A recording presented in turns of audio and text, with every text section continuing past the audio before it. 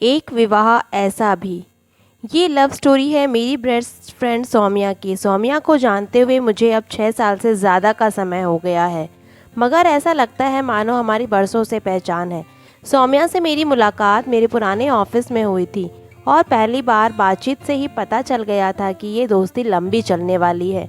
जैसे जैसे दोस्ती गहरी हुई तो हम दोनों ने साथ ऑफिस जाने लगे। ऑफिस का रास्ता लंबा था और हम दोनों को ही बातें करना खूब पसंद है। इसी गपशप के दौरान मुझे पता चला कि सौम्या उत्कर्ष नाम के लड़के को डेट कर रही है। सौम्या उन लोगों में बिल्कुल नहीं है जो हर संभव मौके पर अपनी लव स्टोरी सुनाने लगे या केवल लव वाली बातें करने लगे, लोगों को बोर करने लगे। यही वजह है कि मुझे भी उसकी पूरी लव स्टोरी जानने में कई साल लग गए। सौम्या को अपने करियर और सपनों के बारे में बात करना ज़्यादा पसंद है, क्योंकि सही मायनों में उसका काम ही उसका पहला प्यार है। मगर उसकी लव स्टोरी भी बेहद दिलचस्प है, जो शायद सौम्या आपसे मिलने पर भी आपको ना सुनाए, इसलिए मैं ही शेयर कर रही हूँ। उत्कर्ष से सौम्या की मुलाकात स्कूल में हुई थी। 11वीं की क्लास की बस शुरुआत ही हुई थी और सौम्या ने हाल ही में अपने क्लास के बोर्ड को एक क्लास में मौजूद सभी बच्चों के नाम के एक साथ खूबसूरत आर्ट वर्क पर सजाया था। इसी वक्त क्लास में एंट्री होती है एक नई लड़के की, जो अभी अभी दूसरे स्कूल से ट्रांसफर लेके आया था। ये लड़का कोई और नहीं बल्कि उत्कर्ष था। अब सौम्या को अपने आर्ट वर्क में इस नए लड़के का भी नाम लिखना था और सौम्या इस बात से बिल्कुल भी खुश नहीं थी। सौम्या ने अपना गुस्सा और विरोध जताने के लिए उत्कर्ष का नाम अपने आर्ट वर्क में सबसे नीचे लिख दिया। सौम्या के शब्दों में कहूँ तो उसने उत्कर्ष का नाम घास पर लिखा था। यहाँ से शुरू हुआ इनकी खट्टी मिट्टी नोकझोंक का सिलसिला। एक साल देखते देखते बीत गया और इनकी नोकझोंक अब बस ऊपरी ही रह गई थी। अंदर ही अंदर तो दोनों दिलों में ही प्यार की शुरुआत हो चुकी थी। कई दिनों तक किसी ने भी एक दूसरे से अपने दिल की बात नहीं कही। फिर 2009 में एक दिन सौम्या ने ही पहल कर दी और उत्कर्ष को अपना हाल दिल बयान कर दिया।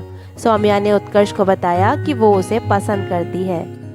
उत्कर्ष ने भी ये बताने में देर नहीं की कि वो भी सौम्या को पसंद करता है, लेकिन बोर्ड्स की वजह से वो अभी इस रिलेशनशिप को आगे नहीं बढ़ा सकता। मगर बोर्ड एग्जाम्स में इतनी ताकत कहाँ कि दो प्यार करने वालों को दूर रख पाए। लाख कोशिशों के बावजूद और खुद को कई बार समझाने के बाद भी इन दोनों के रिलेशनशिप की शुरुआत हो ही गई। सौम्या की मम्मी आज भी मजाक में कहती है कि अगर सौम्या उस वक्त उत्कर्ष को डेट ना कर रही होती तो बोर्ड्स में उसके बेहतर नंबर आते। कॉलेज के दौरान अब आमतौर पर लोग हर महीने अलग अलग लोगों को डेट कर रहे होते हैं, दोस्तों को गलत रिलेशनशिप एडवाइस दे रही होते हैं और अपने प्यार का रोना रो रहे होते हैं। उस वक्त ये दोनों एक दूसरे में ही उलझे हुए थे। ये कहना सही नहीं होगा कि इनके रिश्ते में हर दिन खुशनुमा और खुशहाल चल रहा था, क्योंकि कॉलेज लाइफ के दौरान ही इन दोनों में कई बार ब्रेकअप किया और एक बार तो ये ब्रेकअप 6 महीने तक चला। मगर प्यार सच्चा था तो दोनों ज़्यादा दिनों तक एक दूसरे से दूर नहीं रह पाए और इन 6 महीनों के दौरान भी इन दोनों का ब्रेकअप मेकअप का खेल चलता रहा।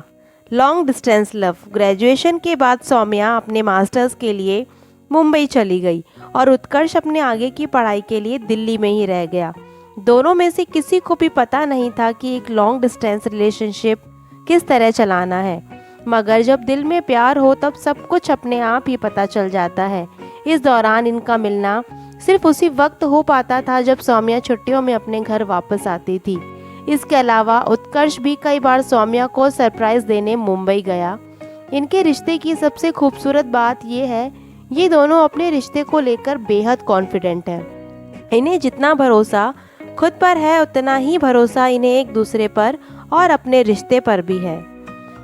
12 साल के रिलेशनशिप में दोनों का रिश्ता अगर इतना मजबूत हो पाया है तो इसकी वजह है इनके बीच की गहरी होती दोस्ती।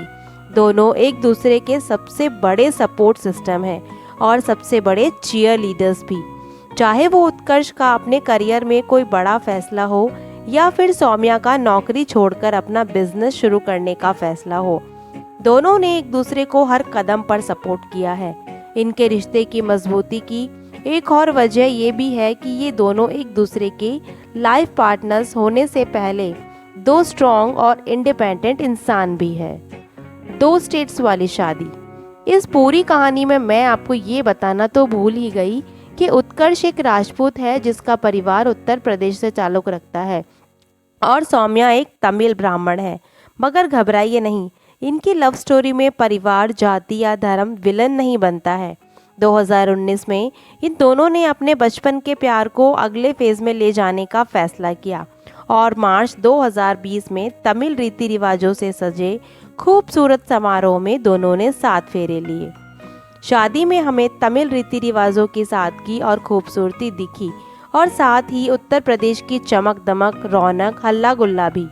शादी के सभी फंक्शंस पे हमें प्यार के साथ साथ दो समुदायों के खूबसूरत रंग भी देखने को मिले।